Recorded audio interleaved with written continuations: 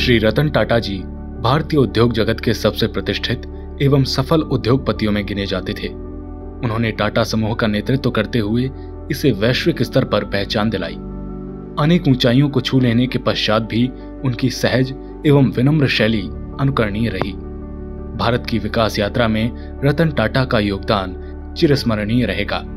उद्योग के महत्वपूर्ण क्षेत्रों में नई व प्रभावी पहल के साथ ही उन्होंने कई श्रेष्ठ मानकों को स्थापित किया। समाज के हितों के अनुकूल सभी प्रकार के कार्यों में उनका सतत सहयोग तथा सहभागिता बनी रही। राष्ट्र की एकात्मता व सुरक्षा की बात हो या देश के विकास के पहलू हों अथवा उनके यहाँ कार्यरत कर्मचारियों के हित का मामला हो, रतन जी अपनी विशिष्ट सोच व मूल्य निष्ठा से सबके लिए प्रेरणादायी रहे।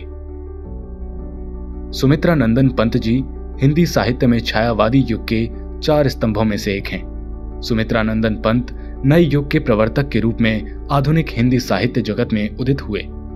वह ऐसे साहित्यकारों में गिने जाते हैं जिनका प्रकृति चित्रण समकालीन कवियों में अनुपम था, इसलिए उन्हें प्रकृति के सुकुमार कवि के रूप में भी जाना जाता है।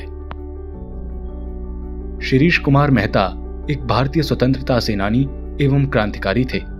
बचपन से ही वे महात्मा गांधी और नेताजी सुभाष चंद्र बोस से बहुत प्रभावित थे।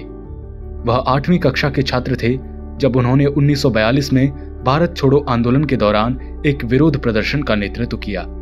मात्र 16 वर्ष की आयु में अंग्रेजों के विरुद्ध निर्भीक प्रदर्शन करते हुए गोली लगने से उनका बलिदान हुआ।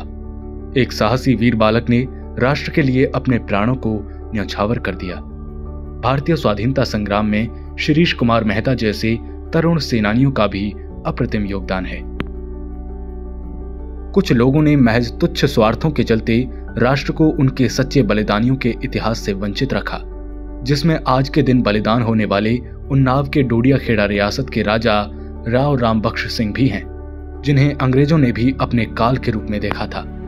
बैसवारा की वीरभूमि में राजा राव रामबख्श सिंह का जन्म हुआ, जिन्होंने मातृभूमि को अंग्रेजों के चंगुल से मुक्त कराने के लिए पुरजोर संघर्ष किया और अंग्रेजी तंत्र को विकट चुनौती देते हुए हंसते हंसते अपने प्राणों को मां भारती को समर्पित किया। पंडित सुंदरलाल शर्मा जी छत्तीसगढ़ में जन जागरण तथा सामाजिक क्रांति के अग्रदूत थे। वे कवि, सामाजिक कार्यकर्ता, समाज सेवक, इतिहासकार, स्वतंत्रता संग्राम सेनानी होते हुए बहुमुखी प्रतिभा के धनी व्यक्तित्व थे। उन्हें छत्तीसगढ़ का गांधी कहा जाता है। उनके सम्मान में उनके नाम पर पंडित सुंदरलाल शर्मा मुक्त विश्वविद्यालय छत्तीसगढ़ की स्थापना की गई है।